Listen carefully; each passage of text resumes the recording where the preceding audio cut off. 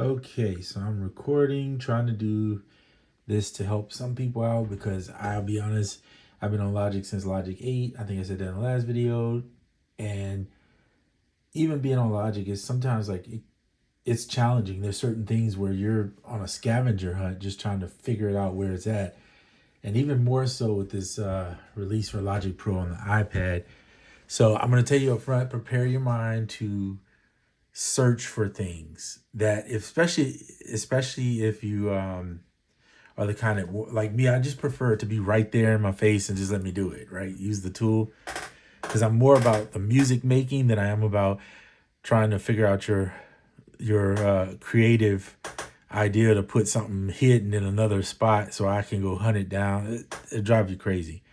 So while there are some stuff that's basic, like your transport bars, your click and stuff, which is typical of Logic, usually, and I can't show you this because I'd have to move the camera on Logic, you would see what they call a DMD, which is a drum machine designer, and it would have these 16 squares, kind of like your typical drum with 16 pads, right? And then below it, you would see classic, one shot, slice, and you would have a nice little visual of each image you bring in, which you kind of see here with Quick Sampler. So this is what it would look like with those pads above it. It would be here, and then you would see this, where you would have all of this real estate and these options to adjust your kick or whatever sample you're on. So unfortunately, in here, you do have it, but the way they've masked it together and put all these different places, it's a bit confusing. So let me show you something. So here's Drum Machine Designer. What's cool about it is it's typically already separated all your pieces, see?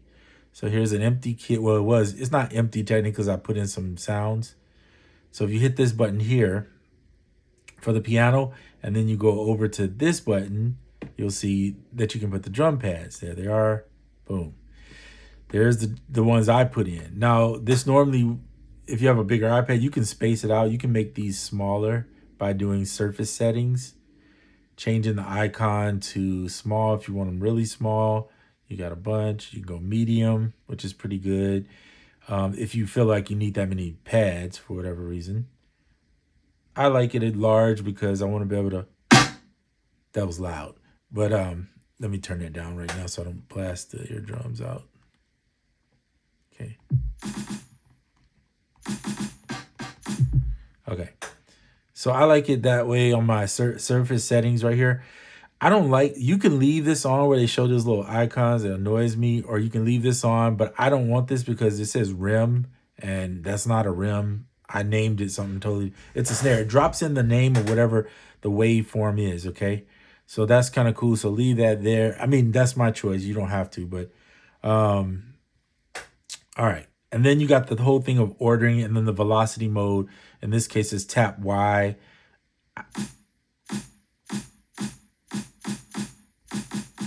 Yeah, which is up, right? Y axis. I always get that mixed up for some reason. So just so you don't have to, there you go, Y. All right, so the drum kit designer then allows you to separate each thing. So here's your snare, let's say, right? And you can create a pattern or a MIDI region or a drum region. So if you click in here and you create this, let's say you create this on the snare, then you got to go, you see how much menu diving this is? This is why it's driving me crazy, but show editor. Now you see the editor for that one, and you can plug in. So let's say you may want your snares to be just like that, right? So boom, you plugged it in. Of course, you got all this randomization stuff going on over here. So that's cool. So then you tap this one, and you can do either the same, or maybe you want to play the actual drum over that. I'm just showing you the options, right? All right, then you have, let's see, scroll down, the kick. So there's my kick. So let's create a pattern there. We'll go there and there. So now you should be a simple.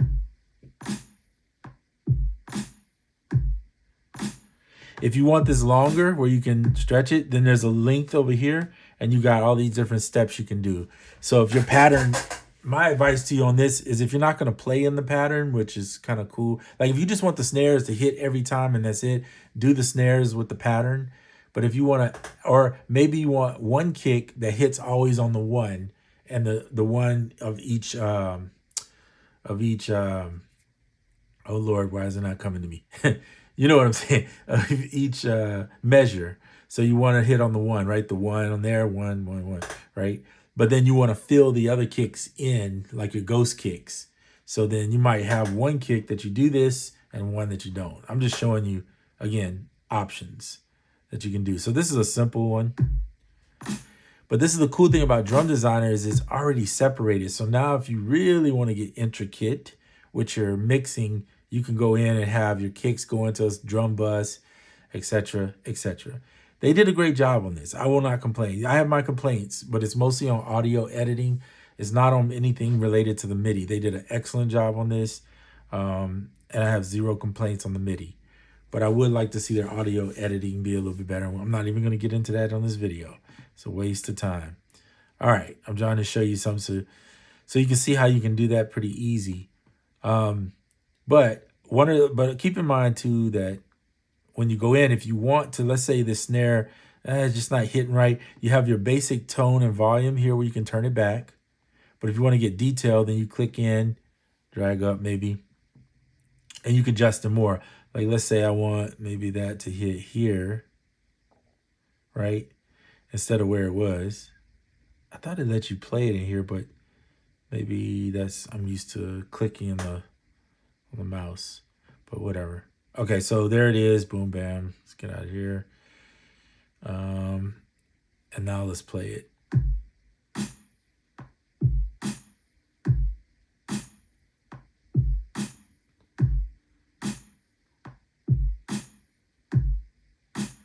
So one thing you could do with that is you could say, all right, if you had the same snare, another snare that you wanted to do, like here's this snare. I don't really like that one for this, so I'll bring it back down. But let's say you had two of the same snares and you replaced it with that. You could have one snare cut off a little at the beginning and the other one maybe a little less, and then bring that into here. You see, because this is technically, if I bring it back, it sounds like this. There's a hesitant, see right there?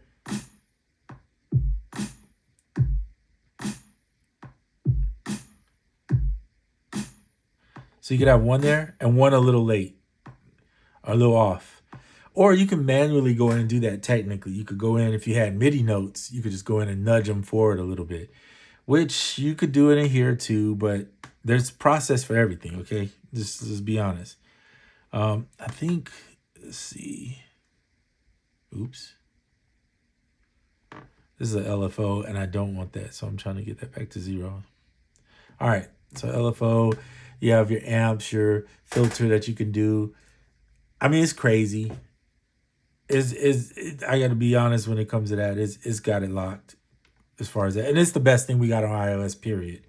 There's nothing better for mixing, mastering, and straight up MIDI making music than this. Sampling even, I'll say that too.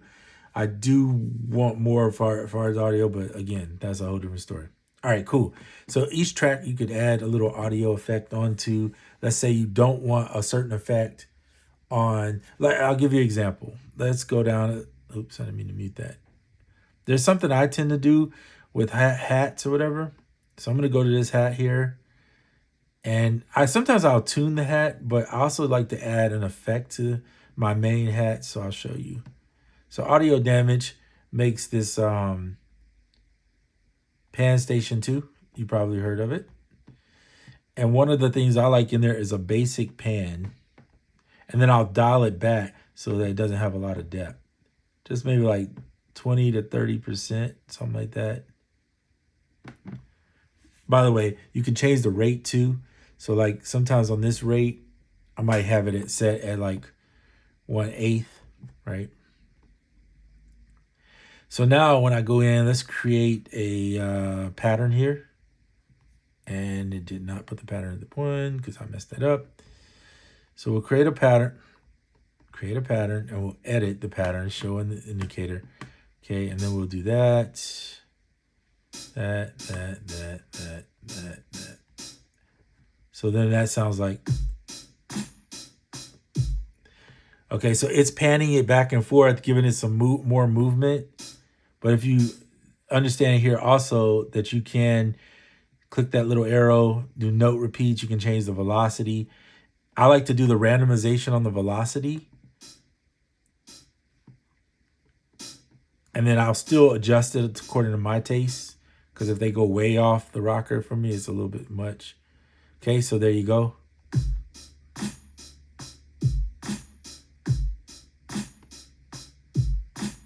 Then if you want some repeats in there,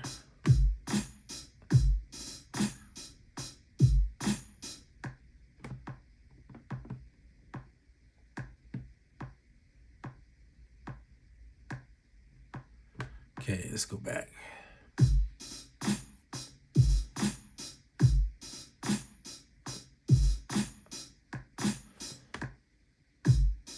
I'm on an iPad mini, so bear with me as my big fingers are trying to.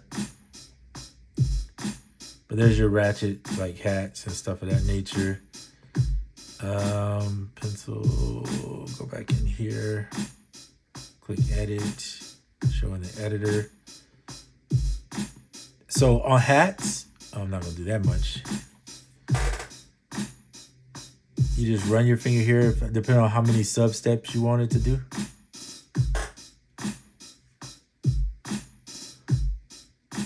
So this is cool.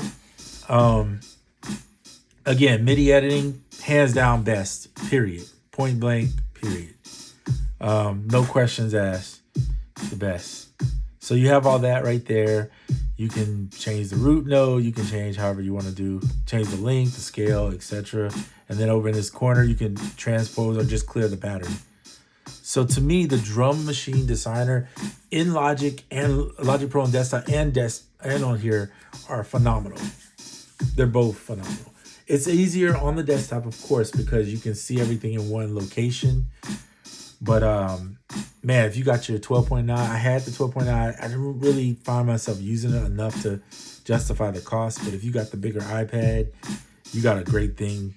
And you can see this stuff real clear and make music fast. And it's really cool. Maybe down the road, I'll consider grabbing another one. But because I don't feel like I use it that much, it wasn't justified on cost. So that's, again, me.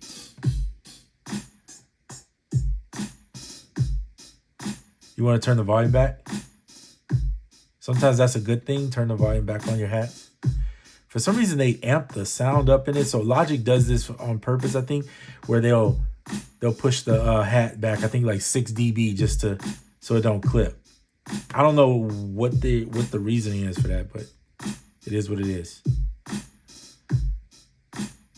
So same thing if you want to change something else. So it's a lot of screens, okay? It's very much that. So you can drop the editor down. You just got to get used to navigating through all these dang screens. And I'm being honest, it can be quite frustrating. But once you get it, Logic is phenomenal, okay? It's one of the best out there. It's in my top 3 for DAWs for sure. Ableton's number 1 just because I like the audio editing more. But Logic has got a better mixer in my opinion. And mixing and mastering in it. And they're even, because they've improved it and given so much updates in the last 3 or 4 years, it's like this drum designer wasn't on there when I originally had it, and Logic 8 didn't have all that. It just had the what was it called back then? It was called something else. Drum, and I'm getting it confused. Let's see if I can figure out what it was called just to tell you, in case you want to know. You probably don't want to know, but whatever. Oh man, I can't find it. Let's see if I can find it. MIDI. It was called a drum Ultra Beat. That's what it was called. So anybody that remembers Ultra Beat, they know what I'm talking about. That's old for, I think it was, for sure I remembered it in 8 because I used it in 8 a lot. And obviously it's still in number 10. So it's still there for those people that use Ultra Beat. They know what's up. But this is like the new, and I like it. I'm gonna be honest, it's cool. Okay, so just so you can see when you have your drum designer. By the way, if you want to, I don't remember in here. Let me see. Let me stop this. There's a way. Show output, customize track header. No, that's not it. Track colors. So when you turn track colors on, which is cool, you can have them different colors. I'm gonna leave that. Actually, I'm gonna leave that off on this one, because I really don't need it. Because the main one is labeled already for me, so I'm okay with that. What I was trying to do is figure out a way here to name this kit, because it says empty, but I wanted to put a name on it. So let's see, config. No. Maybe it's under here. No.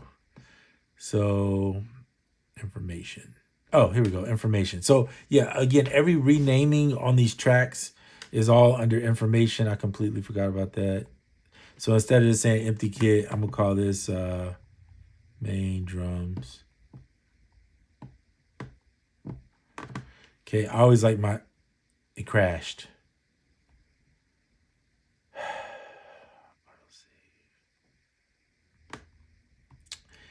Yep, it crashed. It's gonna happen. I don't know why I'm sitting there acting like it shouldn't, but it's gonna happen. All right, so it is what it is. So now, for some reason, when I touch it, let me rename it. Before I had to go in. That's the one thing. I do not like having to go into the information track to rename something. Just let me touch the thing and rename it. So main drum. I know there's a reason why they have that, but I'm way less likely to use that. So for some reason, when I touched it this time, it had to rename. I don't remember seeing that. I don't know if that was because it was about to crash or what was going on. But anyway, the other option is touch here and go in and rename. And I like my drums in red. So that's kind of what I do.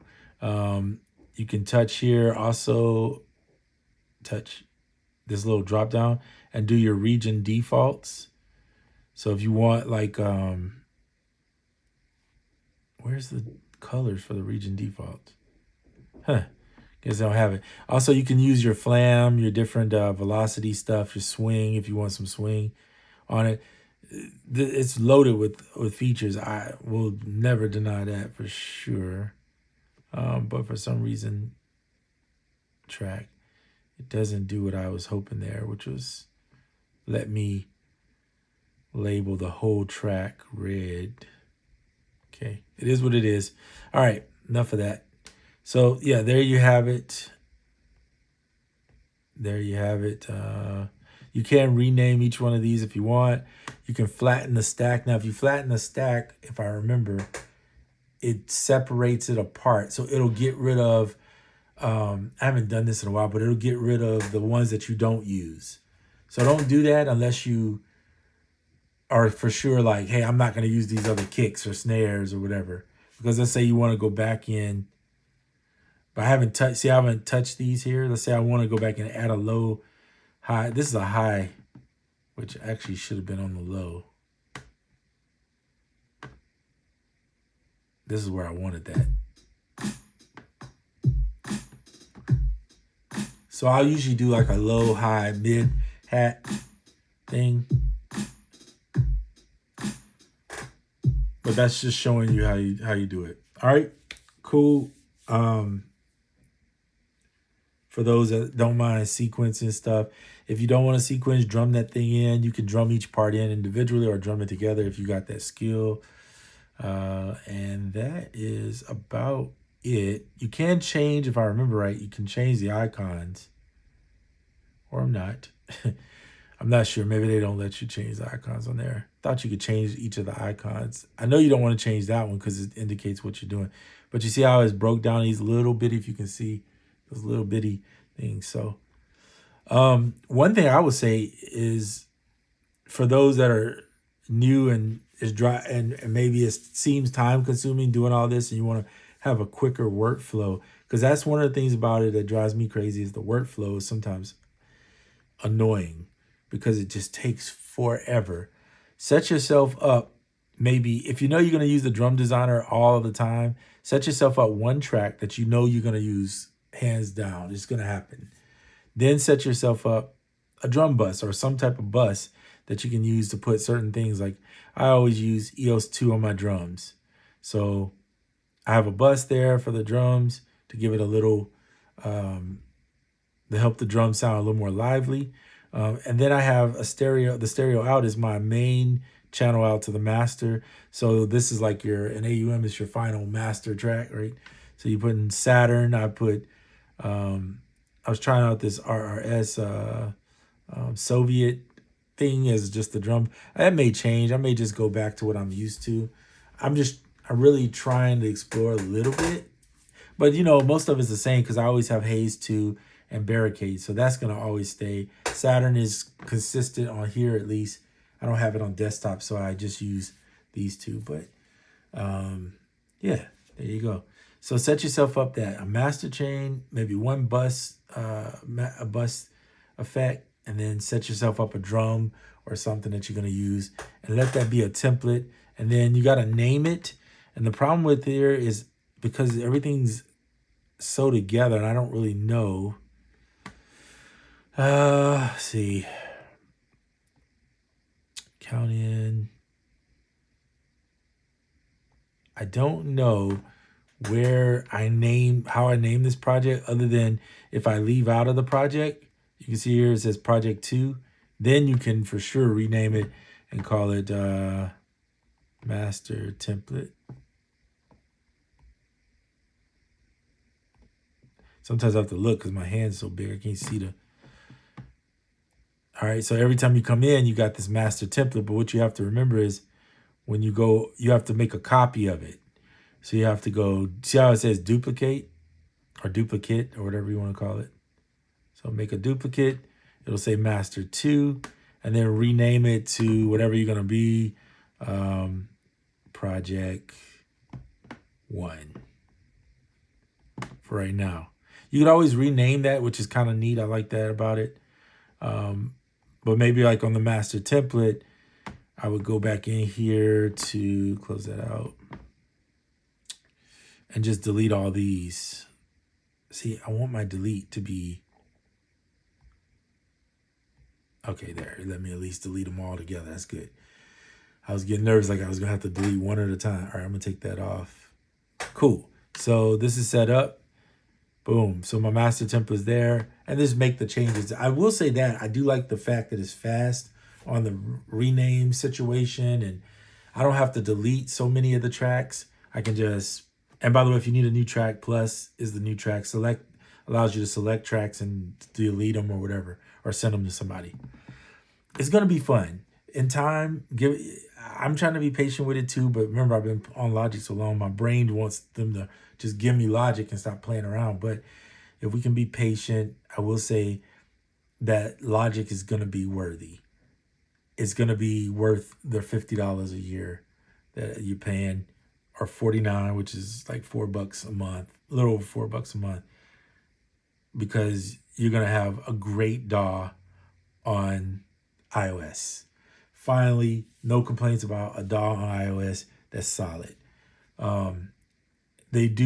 Hopefully they will continue to rethink the layouts and make stuff easier. One thing that I really, outside of Flex, which is something you guys heard me say on the previous video, so I'm not going to talk about that, is I want my icons.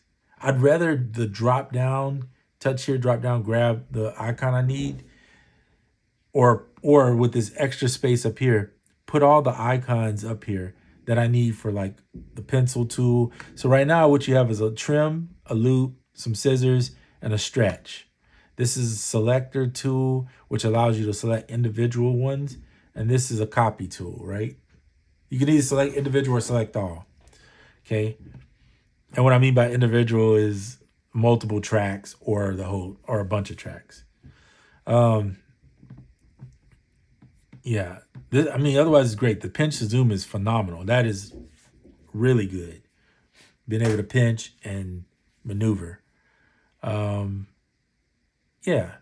So this is kind of an update to the previous video, although I wanted to show you DMD, because it is a little convoluted in its own rightful way.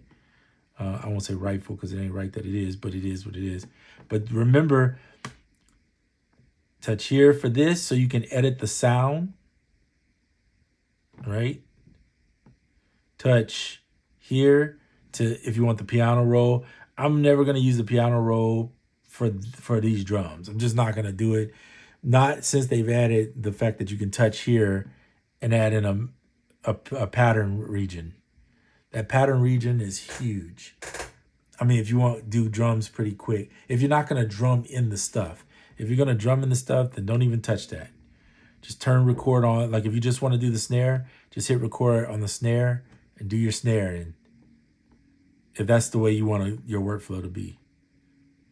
I would love if they added, like, okay, since we're all talking about touch, like if I'm on this one and I touch here, then I could just hear the sample instead of having to go into it. And I still don't think even when I go in, I can hear the sample. But now if you have a controller hooked up to this, oh man, you're living that life, right? Because then you don't have to go in and touch everything like that if you don't want to. You could just touch the channel. I believe, if I'm not mistaken, you can touch the channel. I don't even know if record has to be on, and you should be. I could probably do it, but I'd have to either hook up the SP or hook up this to it. I'm not gonna do that right now. But you can go in and touch the channel. So that's pretty cool. Being able to put a MIDI effect in front of it, I don't know what I would do with that. Maybe an LFO or something if you wanted. But with this, there's LFOs in it, so you don't really need all that. You can just go in here and work on this filter, this LFO. You got 2 LFOs. So, I mean, unless you have a certain thing you want for some reason, I would just use the LFOs as built into it. Plus, if you ever decide to go get desktop 2, or if you have both, you kind of already have the same thing. That's the most challenging thing is plugins, because I use plugins that are better on desktop. And so they kind of hurt me on this one too, because, and I don't mean hurt like I'm a crybaby, but I'm just saying hurt in the sense of I was expecting to be able to bring my EXS, which is Logic's form of multi-sampler, okay, straight into here. Now, for those that's going to say, well, it does have it does have a multi-sample player, but it does not allow at this current moment, as far as I know, and if I'm wrong, I would love to be wrong, so I can use it. You can't. So just so I understand what I really mean by that, like if I drag this over and drop this in here, it's gonna ask me, do I want to sample Alchemy? Do I want Quick Sampler, Drum Machine Designer? Right? Quick Sampler is only for one shots. Okay, it's not for playing an actual instrument. Now, Sample Alchemy is, but the difference is what it's doing is, like in Koala,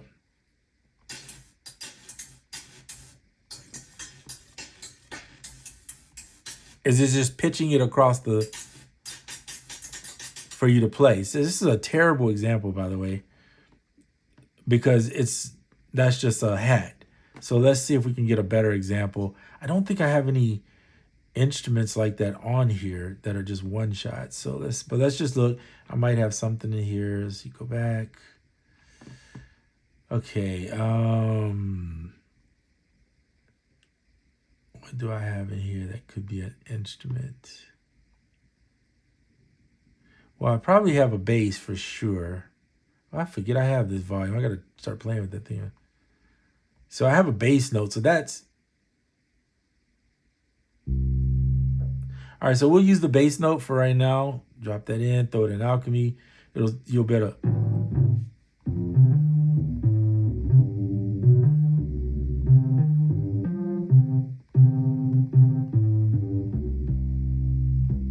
turn it. So that's cool. If you just want to, I'm going to delete this. If your sole purpose was to just play a single note, maybe like a bass line on there, you could get away with that pretty good. I mean, but think about it, you can do that in Koala, okay? Same thing.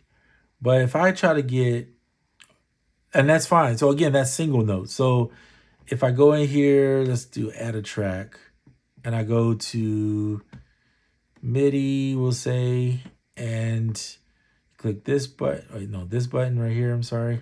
Oh, let me move this out of the way because we don't need it now. All right. And I go into samples. You'll see they kind of built you in some samples that you can use in there. Is it not plugin presets? It's instrument patches. So you can pull up an instrument that they've created and use it, right? If you picked, I'm trying to pick something like a piano. Okay, so you can preview it. So what happens if I bring it over here? Does it put it? Okay, it puts it on a piano for you. So those are their patches, which is fine. Delete. This, going back here, is audio patches. So they're just like audio samples. You have loops, you got samples, you got patterns, etc., etc. But what I'm trying to say is, so the instrument patches are exactly that, a bunch of instruments, which is really cool to have. But I want to be able to bring in my own instruments. I don't want to use theirs because I can sample on at a higher and use multi-sample. Multi-sample stuff can get you pretty close to a nice, authentic sample. When I say authentic, I mean like a quality plug-in type sound of a piano, right? I don't want to say anything about Spectrasonics because they are phenomenal, and I don't even want to compare it to that. So it ain't even on that level. They're on another level. I'm just talking about taking multiple samples of the same sample and playing it one note each 5 times, stacking that, then playing it again 5 times on the next note and making a full instrument out of that. Okay, that's layered sounds. Those samples are going to be thicker. It's going to sound a little bit better. And so it's going to be a better general instrument than most of the stuff in here. Obviously, if you pull up a keyboard and play in, it's going to sound better too. There are some good sounds in here. It's not saying the sounds are bad. I've had Logic for so long. Like that Steinway, I think it is, piano has been in with them forever. I think on desktop, if I'm not mistaken, we have a Yamaha like piano on there too. So they didn't put that one on here. I don't know if maybe if they have to get permission or how that works, but it's on the desktop version. And I don't expect everything to be on the desktop version, but I would love to be able to bring those EXS instruments over. That's like huge because I think it would change my feelings on using this more versus like just using AUV3s. And here's the thing, AUV3s are great, but they ain't all on desktop. So if I go back to desktop, it's a fight, right? To go between desktop and that and try to figure out how you're going to switch these samples. Like, oh, I have to convert it to audio. Great. So then I have to make a copy, then convert that copy. You see where all this talking that I'm probably driving you crazy is going? It's a lot of work that they don't have to make if they just allow like you to bring over EXS sampled instruments, which is pretty much, yeah. It's their thing, you know. It's just they allow you to make it with an auto sampler on there. So just let us be able to bring that over. All right, I said enough. I'm exhausting myself, hearing myself. So I'm going to end it right there. Make your master template. Use the DMD. It's really cool to get your drums going. And hopefully we'll get some more updates soon. This is day 2 of Logic Pro release on iPad. I got to lower my expectations a little bit. And hopefully you guys, yours is probably intact. It's probably just me that is expecting so much more. So anywho, appreciate what you got, and I'm going to keep it pushing. All right, I'm out.